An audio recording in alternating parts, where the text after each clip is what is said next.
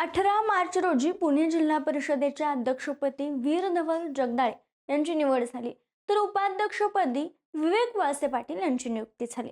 त्यामुळे दौंडच्या राजकारणात चर्चा रंगली, कारण दौंड परिसरात धुरंधर मानले जाणारे वीर धवल जगदाळे यांना अनेकदा डावललं गेलं होतं. अजित पवारांचे निकटवर्तीय असतानाही, संधी असतानाही 2 वेळा उपाध्यक्षपद हातातून गेलं होतं. त्यामुळे आता त्यांच्या वाटेला आलेले हे अध्यक्षपद म्हणजे त्या सगळ्या गोष्टींची कुठेतरी भरपाईच म्हणावी लागेल. इतकंच नाही तर नुकत्याच झालेल्या नगर परिषदेच्या निवडणुकीतही जगदाळे कुटुंबाची ताकद दिसून आली. त्यांच्या पुतणी दुर्गाताई जगदाळे नगराध्यक्ष झाला, तर भाऊ इंद्रजित जगदाळे नगरसेवक म्हणून निवडून आलेत. आणि इथूनच एक नवीन चर्चा सुरू झाली आहे. दौंडच्या राजकारणात आतापर्यंत राहुल कुल विरुद्ध रमेश थोरात असा संघर्ष पाहायला मिळत होता. मात्र येणाऱ्या काळात समीकरण बदलणार आहेत का? जगदाळे विरुद्ध कुल असा नवा सामना बघायला मिळणार का, अशी चर्चा सुरू आहे. मी असं का म्हणतेय, काय घडले, चला सविस्तर जाणून घेऊयात. नमस्कार, मी संजना कट्टुकट मध्ये आपलं स्वागत. सुरुवात करूयात दौंडच्या नगर परिषदेच्या निवडणुकीतून. दौंड नगर परिषदेच्या निवडणुकीत राष्ट्रवादी काँग्रेसच्या दुर्गादेवी इंद्रजित जगदाळे यांचा विजय झाला, तर नगरसेवक पदासाठी राष्ट्रवादीला 9 जागांवर समाधान मानावं लागलं. इंद्रजित जगदाळे हे नगरसेवक म्हणून निवडून आले. इंद्रजित जगदाळे यांचे बंधू आणि दौंड शुगरचे ज्येष्ठ संचालक वीर धवल जगदाळे यांनी जिल्हा परिषदेच्या निवडणुकीत उडी घेतली. तिसऱ्यांदा ते रिंगणात उतरले आणि दौंड तालुक्यातील खडकी, देऊळगाव, रोज या गटातून त्यांनी भाजपच्या उमेदवाराचा 4000 पेक्षा जास्त मतांनी पराभव करत विजय मिळवला. पुणे जिल्हा परिषदेचा निकाल लागला, तर 73 पैकी 51 जागांवर राष्ट्रवादी काँग्रेसचे उमेदवार निवडून आले. म्हणजेच बहुमतापेक्षाही जास्त आकडा राष्ट्रवादीनं पटकावला. त्यामुळे अध्यक्ष आणि उपाध्यक्ष पद राष्ट्रवादीकडे जाणार हे निश्चित होतं. मात्र अध्यक्ष कोण होणार यावर मोठी चर्चा रंगली होती. रमेश थोरात यांनी तुषार थोरातांसाठी प्रयत्नही केले, पण 18 मार्चला आलेल्या निवडीत अंतिम निर्णय उपमुख्यमंत्री सुनेत्रा पवार यांच्या स्तरावरून झाला. बंद लिफाफ्यातून आलेल्या नावामध्ये अध्यक्षपदासाठी वीर धवल जगदाळे, तर उपाध्यक्षपदासाठी दिलीप वळसे पाटील यांचे नातेवाईक विवेक वळसे पाटील यांची निवड झाली. यानुसार बहुमताने वीर धवल जगदाळे अध्यक्षपदी, तर विवेक वळसे पाटील उपाध्यक्षपदी विराजमान झाले. तब्बल 19 वर्षांनंतर दौंडला अध्यक्षपद मिळालं.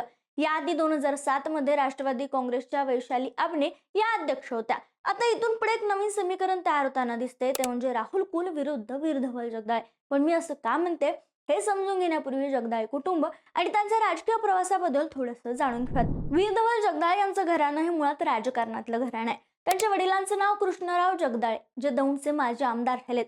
1980 ते 1985 या काळात त्यांनी दौंड विधानसभा मतदारसंघाचं प्रतिनिधित्व केले. फक्त वडीलच नाही, तर त्यांच्या मातोश्री उषादेवी कृष्णराव जगदाळे या देखील आमदार राहिल्यात. तर राजे भोसले राजघराण्यातील कन्या आहेत. 1972 ते 1977 आणि 1985 ते 1990 असा एकूण 10 वर्षांचा त्यांचा आमदारकीचा कालावधी राहिलाय. याचबरोबर भीमा सहकारी साखर कारखान्याचे संस्थापक म्हणून कृष्णराव जगदाळे यांची ओळख आहे. या जगदाळे दाम्पत्याला 3 मुली आणि 2 मुलं, आणि या 2 मुलांपैकी एक नगर परिषदेत तर एक जिल्हा परिषदेत म्हणजेच स्थानिक राजकारणात घराण्याची उपस्थिती कायम राहिली. वीर धवल जगदाळे हे स्वतः 2007 ते 2012 आणि 2017 ते 2022 अशा 2 टर्ममध्ये पुणे जिल्हा परिषदेचे सदस्य राहिलेत. तर त्यांचे बंधू इंद्रजित जगदाळे हे दौंड नगर परिषदेचे नगरसेवक राहिलेत. 2026च्या दौंड नगर परिषदेच्या निवडणुकीत त्यांच्या पुतणी अर्थात इंद्रजित जगदाळे यांच्या कन्या दुर्गाताई जगदाळे नगराध्यक्ष म्हणून निवडून आल्यात. त्यामुळे आता प्रत्यक्ष पातळीवर जगदाळे कुटुंबाचं वर्चस्व दौंडमध्ये प्रस्थापित झालंय असं म्हणायला हरकत नाही. 2022 मध्ये पुणे जिल्हा परिषदेवर प्रशासकीय राज आल्यानंतर जेव्हा 2024च्या विधानसभा निवडणुका लागल्या, तेव्हा अजित पवारांचा गट महायुतीत होता.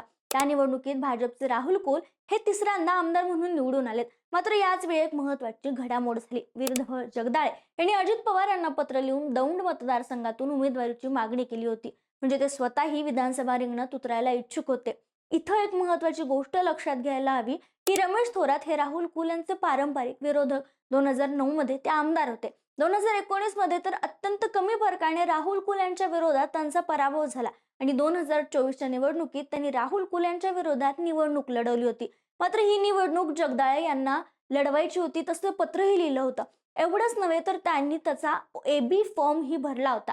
मात्र महायुतीत हा मतदारसंघ भाजपकडे गेल्यामुळे अजित पवार यांच्या सूचनेनुसार जगदाळे यांनी माघार घेतली. तसेच सुरुवातीला उल्लेख केला त्याप्रमाणे जिल्हा परिषदेवर 2 वेळा उपाध्यक्षपदाची संधी मिळूनही पक्ष नेतृत्वाच्या सूचनेमुळे त्यांनी माघार घेतली. कदाचित या सगळ्या संयमी भूमिकेमुळे आणि पक्षनिष्ठेमुळेच त्यांना आता अध्यक्षपदाची संधी मिळाली असंही मानलं जातं. ते दौंड शुगर्सचे संचालक आहेत. 2022च्या सुमारास या साखर कारखान्यावर धाड देखील पडली होती, तेव्हाही ते चांगले चर्चेत आले होते. आता मुख्य मुद्दा, तर दौंडमध्ये राहुल कुल विरुद्ध जगदाळे असा नवा संघर्ष पाहायला मिळू शकतो का? तर बघा, रमेश थोरात यांनी आपल्या मुलाला अध्यक्षपद मिळावं म्हणून प्रयत्न केले, पण ते यशस्वी झाले नाहीत. त्यामुळे थोरात आता जगदाळे अध्यक्षपदावर बसल्यानंतर त्यांची भूमिका, त्यांचं राजकारण कसं असेल याकडेही लक्ष. दुसरीकडे जगदाळे यांनी विधानसभा निवडणुकीत कुल यांच्या विरोधात उतरायची तयारी दाखवली होती. त्यामुळे भविष्यात जिल्हा परिषदेच्या अध्यक्षपदाच्या जोरावर ते विधानसभा निवडणुकीत उतरू शकतात अशी चर्चा आहे. म्हणजे येणाऱ्या काळात दौंडमध्ये कुल विरुद्ध जगदाळे असा थेट सामना पाहायला मिळू शकतो. त्याचबरोबर थोरात विरुद्ध कुल ही पारंपरिक लढत ही कायम असू शकते, किंवा थोरात विरुद्ध कुल विरुद्ध जगदाळे असंही वास्तव बघायला मिळू शकतो. पण सध्याच्या घडीला काय आहे, तर दौंडमध्ये इंद्रजित जगदाळे, दुर्गादेवी जगदाळे आणि स्वतः अध्यक्ष असणारे वीर धवल जगदाळे या तिन्ही पातळ्यांवर जगदाळे कुटुंबाचं वर्चस्व स्पष्टपणे दिसते. आणि हेच वर्चस्व भाजपचे आमदार राहुल कुल आणि आपली ताकद सिद्ध करण्याचा प्रयत्न करणारे रमेश थोरात यांच्यासाठी मोठं आव्हान ठरू शकतं, हे नक्की.